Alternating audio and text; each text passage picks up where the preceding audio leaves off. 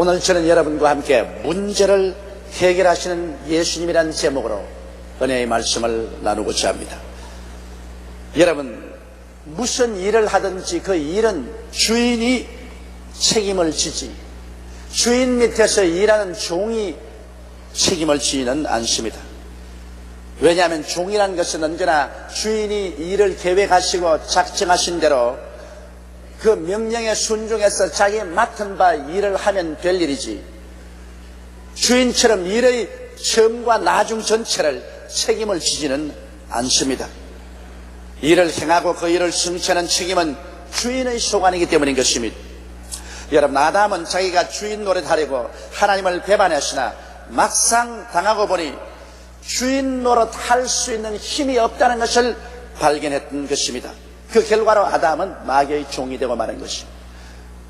우주와 만물을 지으시고 우주와 만물을 소유하시는 주인은 하나님밖에 없습니다. 하나님만이 전지전능무소부지하시기 때문에 이 만물을 다스릴 수 있는 실력이 있습니다. 그런데도 아담과 하와는 금방지게 천지와 만물을 자기가 지은 적도 없고 천지와 만물을 다스릴 만한 실력도 없으면서 하나님을 배반하고 자기가 우주의 주인 노릇하고 운명의 주인 노릇하려고 하다가 낭패와 실망을 당하고 말한 것입니다. 오늘날 우리들도 마찬가지입니다. 우리 자신이 자기의 삶의 주인 노릇을 하려고 하면 모든 책임을 져야 돼요. 무엇을 먹을까, 무엇을 입을까, 무엇을 마실까, 어떻게 살까 하는 것을 자기가 책임져야 됩니다. 왜냐하면 자기가 자기 인생과 운명의 주인이기 때문에 주인이 책임지지 누가 책임지는 것입니까? 그렇지 않고 철저히 깨어져서 우리가 우리 주 예수 그리스도와 하나님 아버지를 절대 내 주인으로 모시게 되면 우리의 모든 삶의 주인이요 주 대신 하나님 아버지와 예수님께서 우리를 책임을 져 주시는 것입니다. 그렇기 때문에 예수님께서 수고하고 무거운 짐진 자들은 다 내게로 오라, 내가 너희를 쉬게 하려고 말씀한 것입니다. 왜 예수께서 내게로 하십니까? 예수께서 우리를 청하신 것은 내가 너희 주인이 되어 주겠다는 것입니다. 너는 내게 와서 너희 모든 인생의 짐을 맡기면 내가 너를 돌보고 너희 짐을 내가 짊어져 주겠다고 말씀하시는 것입니다. 예수님께서 우리 주인이 되시면 이제 우리의 문제는 예수님의 문제가 되고 예수님께서 해결하십니다. 주인의 밑에 있는 종의 모든 문제는 주인이 책임지는 것입니다. 주인이 해결하는 것입니다. 그러므로 주인께 모든 문제를 맡겨버리면 주인께서 돌보아 주시는 것은 당연한 이치인 것입니다. 이와 같은 간단한 이론을 두고도 우리는 그대로 실천하지 못할 때가 너무나 많습니다. 실제로 우리 인생의 가장 중대한 문제가 뭡니까? 죄악의 문제입니다. 인간은 죄 중에서 잉태되고 죄 중에서 태어나고 죄를 밥 먹듯이 먹고 물 마시듯이 마시다가 죄의 결과로 말미암아 영원히 멸망을 받기 때문에 가장 중대한 문제가 죄악의 문제입니다. 이 죄악의 문제를 해결하기 위해서 사람들은 수많은 종교를 만들어내고 또 인간은 모든 수양과 도덕을 통해서 죄에서 해방을 얻어보려고 했습니다만 뾰족한 해결 방책을 얻지 못한 것입니다. 그러나 우리 하나님 앞에 나와서 회개하고 예수님을 우리의 주님으로 모셔드리고 하나님을 우리의 주인으로 섬기면 우리 하나님 아버지께서 예수님으로 더불어 이 죄악의 문제를 책임져 주십니다. 죄는 우리가 지었지만은 우리의 주인 되신 하나님께서 이 문제를 친히 해결해 주시는 것입니다. 예수님께서 어느 날 한 바리새인인 시몬의 집에 초청을 받아 식사하러 들어가셨습니다. 그 집에 들어가시자마자 그 동네에 있는 한 죄인 여자가 뒤에 따라오면서 눈물을 흘리고 따라와서 예수님의 발에 눈물로 씻고 계속해서 그 먼지 묻은 발에 입을 맞춥니다. 그리고 예수님께서 집안에 들어오니까 예수님이 앉으시자마자 그 여인은 머리채를 내려서 그 머리채로 눈물로 젖은 발을 닦고 그 다음에는 향유를 그 발에 부었습니다. 그러자 그 집 주인인 바리새교인 시몬과 앉은 사람들이 속으로 생각하기를 예수님이 만일 선지자면 이 여자가 얼마나 더러운 죄인이라는 것을 알게 되고 감히 근처에 오지도 못하게 할 것인데 저렇게 하나. 그렇게 생각하실 때 예수님께서 그 집 주인 시몬에게 물었습니다. 시몬아, 내가 당신에게 질문할 것이다. 질문하십시오. 여기에 빚 주는 사람이 한 사람에게는 500데나리의 빚을 주고 또 한 사람에게는 50데나리의 빚을 주었는데 두 사람이 다 빚을 갚을 힘이 없어서 다 탕감해버리고 말입니다. 그러면 누가 더 많이 빚 준 사람을 사랑했는가? 시몬이 잠시 있다가 물론 빚을 많이 탕감받은 사람이 많이 사랑하겠지요. 옳다. 네 대답이 옳다. 내가 이 집에 들어올 때 이 여자는 내 뒤에 따라오면서 눈물로 내 발을 적시고 그 머리로 내 발을 닦고 그리고 향유를 내 발에 부었다. 그러나 내가 이 집에 들어올 때 너는 내 발 씻을 물을 주지도 아니하고 내 입에 입 맞춰 주지도 아니하고 내 머리에 감람유도 붓지 아니하였다. 이 여자가 나를 많이 사랑하였으므로 이 여자의 많은 죄가 용서함을 바라느니라. 그러고 난 다음 그 여자를 보고 하신 말씀이 여자여 내 믿음이 너를 구원하였으니 평안히 가라. 그렇게 말씀하셨습니다. 여기에서 이 여자의 절절한 죄악의 문제를 예수님께서는 해결해 주신 것입니다. 이 여자는 죄책으로 말미암아 그 영혼이 절망에 처했습니다. 그러나 예수님을 만나자마자 그리스도께서는 이 여자의 죄의 문제를 해결해 주었습니다. 그 결과로 이 여자는 예수님을 많이 사랑하게 되고 또 많이 사랑을 했기 때문에 많이 죄사함을 받을 수가 있는 것입니다. 우리 하나님께서는 우리 주 예수 그리스도를 통해서 우리 죄악의 문제를 해결해 주십니다. 성경에는 십자가 대속을 통해서 우리 죄를 용서할 것을 주님은 절절히 약속해 주고 있는 것입니다. 2000년 전에 오신 예수님은 우리 모든 사람의 죄와 불의, 추악과 저주, 절망과 죽음을 대신 짊어지시고 십자가에 올라가셔서 몸을 찢고 피를 흘리셔서 우리의 죄의 대가를 하나도 남김없이 대신 갚아주신 것입니다. 이사야서 53장 6절에 보면 우리는 다 양 같아서 그릇 행하여 각기 제 길로 갔거늘 야훼께서는 우리 무리의 죄악을 그에게 담당시켰다고 말한 것입니다. 우리 죄가 예수님께 담당되었다는 것입니다. 이사야서 53장 11절에 보면 가라사대 그가 자기 영혼의 수고한 것을 보고 만족이 여길 것이라. 나의 의로운 종이 자기 지식으로 많은 사람을 의롭게 하며 또 그들의 죄악을 친히 담당하리라고 말한 것입니다. 많은 사람의 죄악을 예수님이 친히 담당하고 저들을 의롭게 하겠다고 말씀하신 것입니다. 이사야서 53장 12절에 보면 이러므로 내가 그로 존귀한 자와 함께 분깃을 얻게 하며 강한 자와 함께 탈취한 것을 나누게 하리니 이는 그가 자기 영혼을 버려 사망에 이르게 하며 범죄자 중 하나로 헤아림을 입었음이라. 그러나 실상은 그가 많은 사람의 죄를 지며 범죄자를 위하여 기도하였나니라고 하셨습니다. 예수님께서는 범죄자처럼 취급을 받고 그 영혼을 사망에 던졌으나 실상 알고 보면 그는 많은 사람의 죄를 대신 짊어지고 그 죄인들을 위해서 기도를 했다고 성경은 말하고 있는 것입니다. 그렇기 때문에 예수께서 우리 위해서 그 험한 십자가 짊어지시고 몸을 찢고 피를 흘려서 죄를 갚으시고 죄값으로 죽음에 들어가서 사흘 동안 음부에 들어있다가 죄값을 다 갚고 부활해서 승천했으므로 이제 우리가 할 일은 없습니다. 예수께서 죄를 용서하는 일을 다 해버렸기 때문에 이제 남은 일이 없습니다. 일을 다 해버렸는데도 우리가 일을 하겠다면 그것은 새로운 문제를 일으킵니다. 일이 다 끝났는데 할 일이 없는데 또 왜 우리가 일을 만들려고 하는 것입니까? 우리 죄를 용서하는 일은 예수께서 십자가에서 내가 다 이루었다 하심으로 이제 할 일이 남아있지 않습니다. 여러분과 제가 해야 할 일이 하나도 남아있지 않습니다. 그러므로 이제 오직 우리는 믿음으로 말미암아 구원을 받을 수 있는 것입니다. 에베소서 2장 8절 9절에 너희가 그 은혜를 인하여 믿음으로 말미암아 구원을 얻었나니 이것이 너희에게서 난 것이 아니요 하나님의 선물이라. 행위에서 난 것이 아니니 이는 누구든지 자랑치 못하게 하려 함이라. 이제 우리의 선한 행위로 말미암아 우리가 구원을 받는 것은 아닙니다. 우리 행위는 하나님 앞에서 다 능마와 같습니다. 행위로 구원받을 수 없습니다. 오직 예수 그리스도를 통해서 다 이루어놓은 것을 우리가 믿고 하나님의 은혜로 구원을 받으면 우리는 다 용서를 받고 하나님 백성이 되어버리고 마는 것입니다. 둘째로 우리 인생을 살아갈 때 우리가 가지는 중대한 문제는 병의 문제인 것입니다. 어느 사회에 가나 사람이 사는 곳에는 질병의 문제와 고통이 있습니다. 그렇기 때문에 오늘날 가장 번창하는 산업이 병원 사업이며 제약 사업이라고 말하고 있는 것입니다. 이처럼 사람들은 여러 가지 심적인 육체적인 질병의 고통 속에서 살고 있는 것입니다.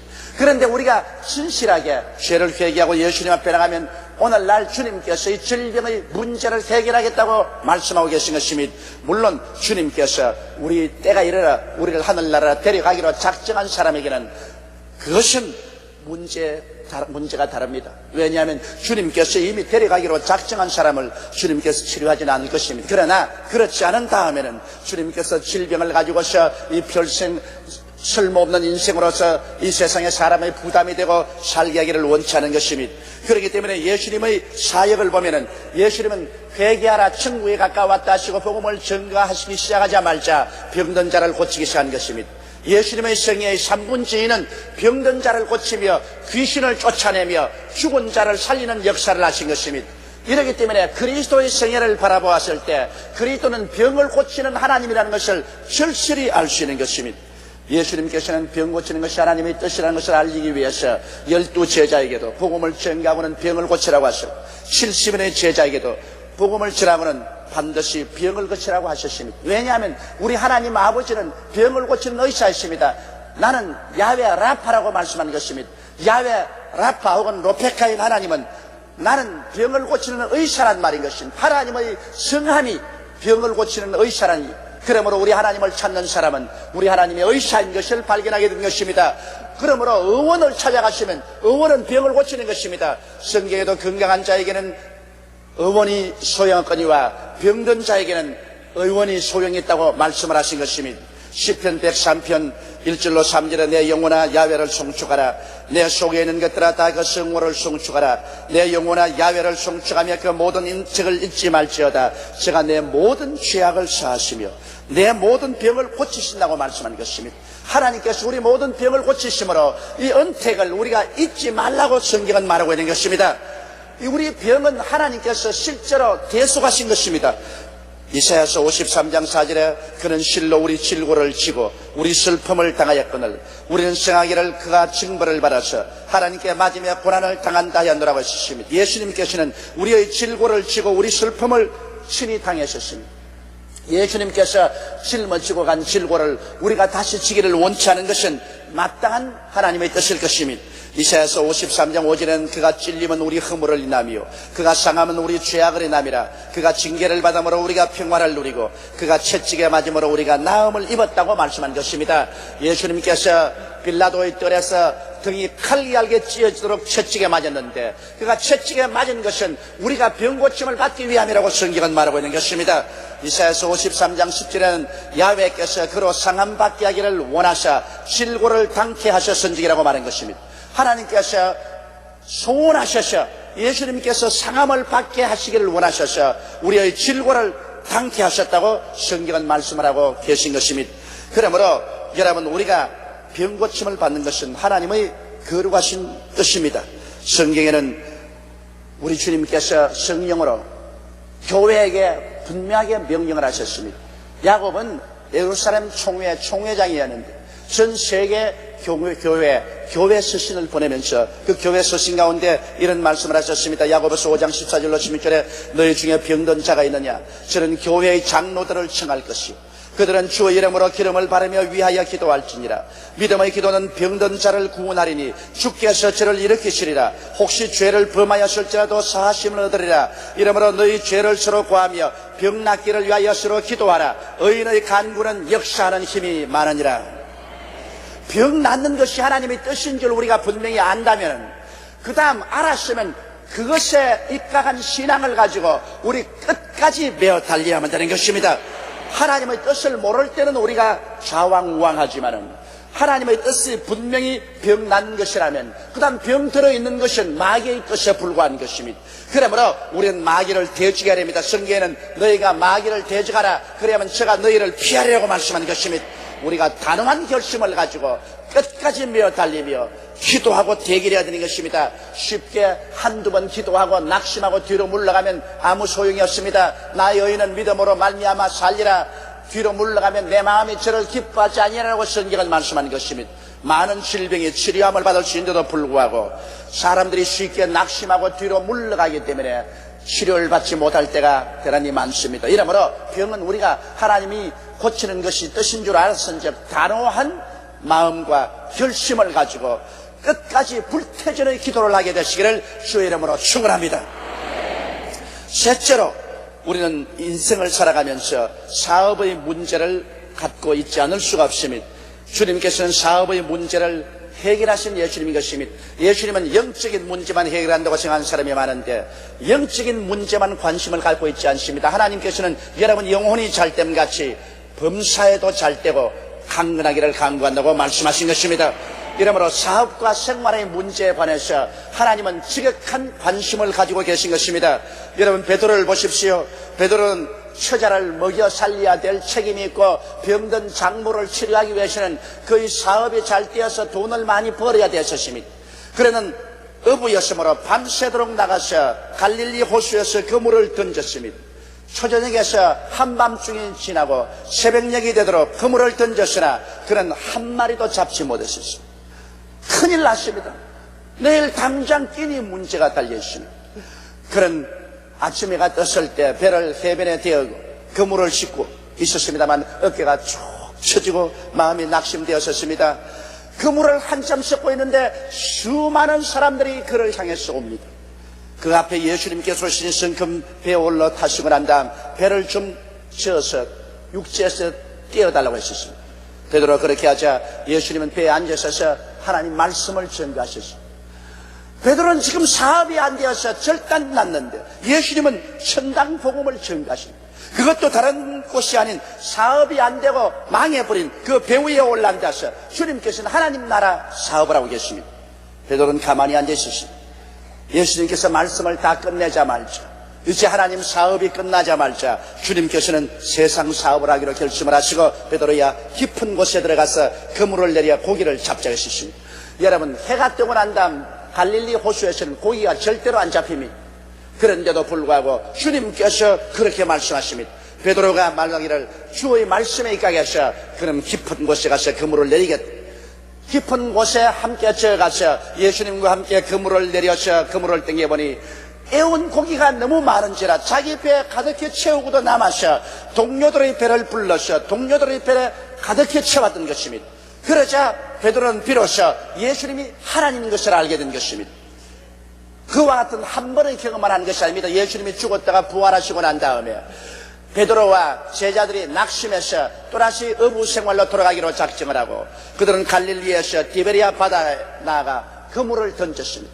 밤새도록 그물을 던졌으나 그날 또 한 마리도 잡지 못했습니다. 새벽 안개가 뿌옇게 끼어는 곳에 해변에서 누가 소리를 쳤습니다. 얘들아, 무엇이 있느냐?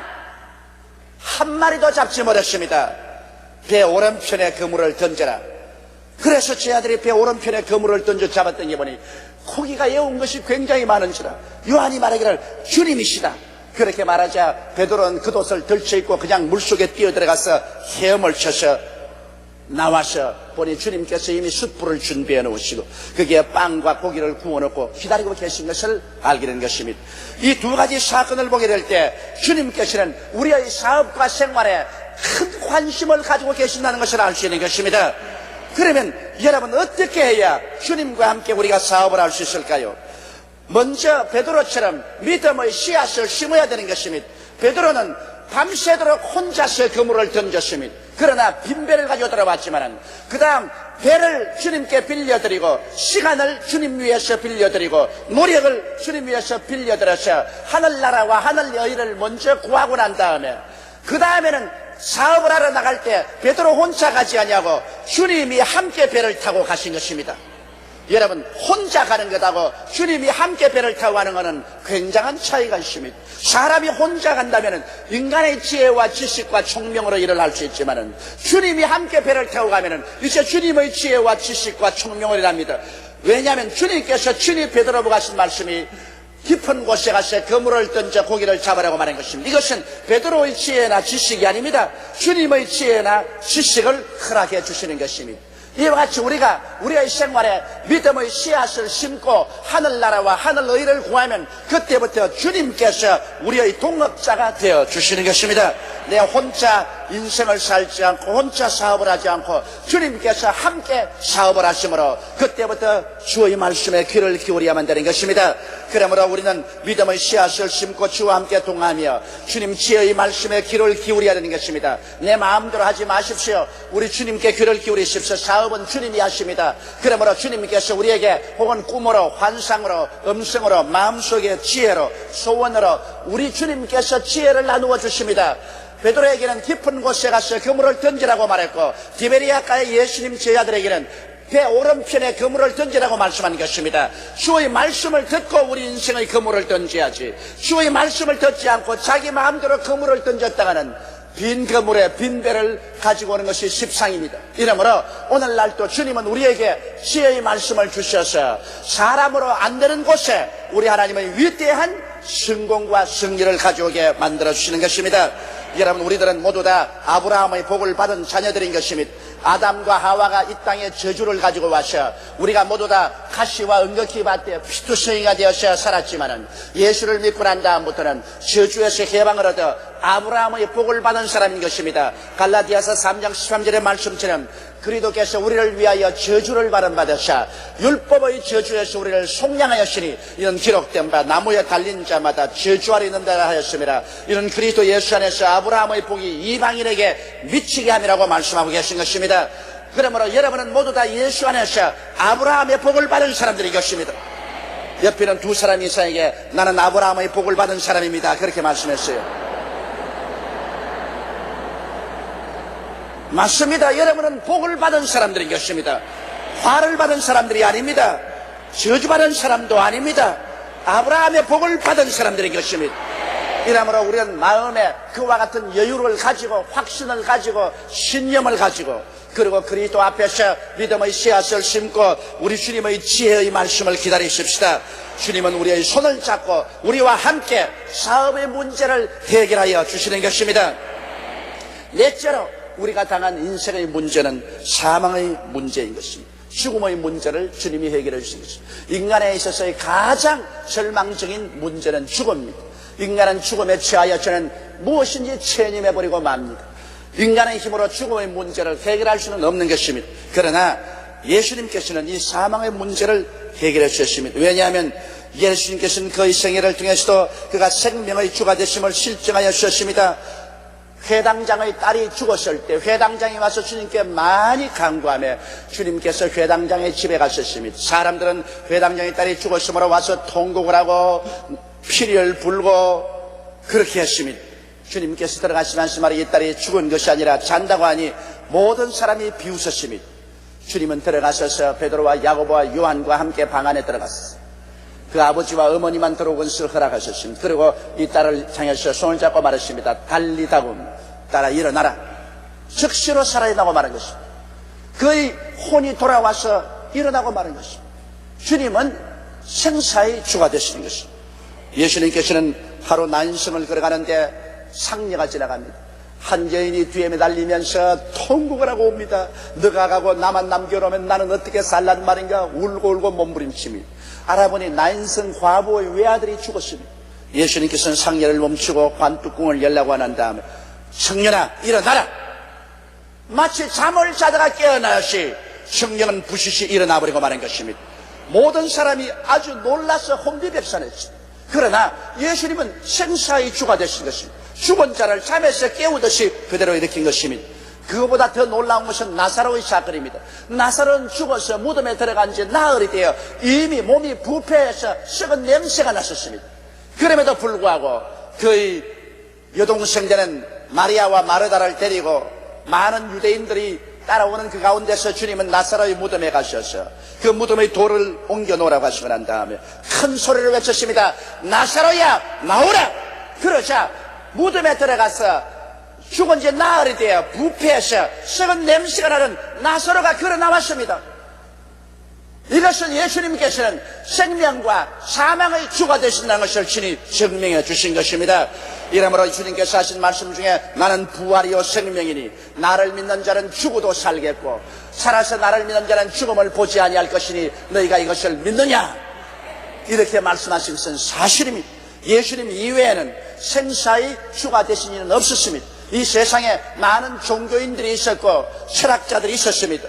이 사람들은 죽음에 대한 것을 종교적으로 철학적으로 해석을 하고 체념을 하게 만들었지 죽은 자를 실제 살림으로 말미암아 예수님은 산자와 죽은 자의 주가 되신다는 사실을 증명한 것처럼 증명하지는 못했었습니다. 이러므로 여러분 우리 주 예수 그리스도는 오늘 부활의 주가 되십니다. 친히 당신이 우리를 대신해서 죽음을 짊어지고 무덤에 들어갔다가 사흘 만에 죽음을 죽여버리고 사망과 음부의 세력을 멸하시고 부활하심으로 말미암아 이제 예수님께서는 영원한 부활의 주로 남아 계신 것입니다. 그러고 난 다음에 이 부활의 주께서 우리를 위해서 천국의 집을 예배해 놓고 있는 것입니다. 너희는 마음에 근심하지 말라. 하나님을 믿으니 또 나를 믿어라. 내 아버지 집에 있을 곳이 많도다. 그렇지 않으면 너희에게 일러주리라. 내가 너희를 위하여 처소를 예비하러 가노니 가서 처소를 예비하면 다시 와서 나 있는 곳에 너희도 함께 있게 하리라고 말씀하신 것입니다. 이제 주님은 부활의 주로 우리에게 영원한 소망의 원천이 되신 것입니다. 이 예수에게 붙어있는 사람은 이제 죽음이 없습니다. 음보의 세력도 다 이겨버리고 마는 것입니다. 내가 주인으로 인생을 살면 수고하고 무거운 짐을 벗을 수가 없지만은, 그러나 내가 예수님의 종이 되면 모든 짐을 벗어버리고 주님이 짊어진 십자가 밑에 들어가서 주님 따라만 가면 내 인생은 쉽고 가볍게 금세 안심 내세 복락을 받는 참된 행복된 삶을 살아갈 수가 있게 되는 것입니다. 우리 다 같이 고개 숙여 기도드리십시오. 사랑이 많으시고 거룩하신 우리 아버지 하나님, 이 세상에서 스스로 주인 되었다고 하나 실제는 무서운 종이 되어서 사는 사람이 있습니다. 또한 이 세상에서 예수 그리스도 하나님의 종된 삶을 살지만은 실제는 놀라운 자유를 얻고 평화와 기쁨 가운데 사는 사람도 있습니다. 우리 아버지 하나님이시여, 하나님을 떠나서 인본주의로 서고 인간 주체로 인생을 살면서 죄와 마귀와 질병과 저주와 절망의 종이 되어서 어디다가 멸망받는 인생들의 반열에 들어서지 말게 하여 주시옵소서. 하나님께서 우리 주 예수를 통해서 우리를 구원하실 때 우리 회개하고 나와서 우리 주님 앞에 우리 영과 마음과 몸을 내어놓게 도와주시옵소서. 피값으로 우리를 사선히 예수님의 종이 되고 하나님의 종이 되게 도와주시옵소서. 우리 하나님 아버지가 책임져 주시는 그리스도 안에서 참 자유를 얻는 우리들이 되게 도와주시옵소서. 하나님 아버지 예수를 믿는 우리들은 더욱더욱 주님 중심으로 서고 하나님 중심으로 서고 우리 하나님을 주인으로 삼고 살게 도와주시옵소서. 오늘 아직 예수를 믿지 않은 사람은 주의 성령이 감동시켜 주시옵소서. 저들의 마음에 변화를 일으켜 주셔서 회개하고 예수 믿고 구원받는 자리에 들어서게 도와주시옵소서. 우리 주 예수님 이름으로 기도드리옵나이다. 아멘.